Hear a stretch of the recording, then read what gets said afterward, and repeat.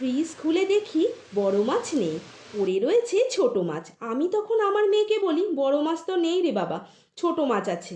আবার এত রোদ, বাজার যেতে ভালোও লাগছে না। তখনও বলে বসে, আমি কিন্তু ছোট মাছ খাবো না, ছোট মাছ খাবার থেকে নিরামিষি রান্না ঢের ভালো, ওটাই ভালো খাবো।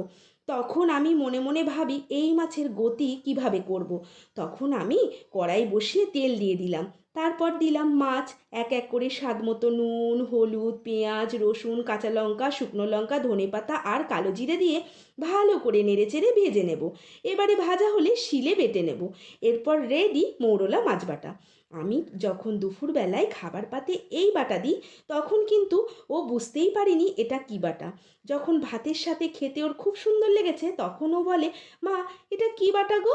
তখন আমি বলি, খুব তো বললি, এই মাছ খাবার থেকে নিরামিষ খাওয়া অনেক ভালো, এটা সেই মাছ যা আমি বেটে দিয়েছি। তখন ও বলে, মা আমি বুঝতেই পারলাম না তো যে ওই ছোট মাছ তুমি আমাকে বাটা খাওয়ালে।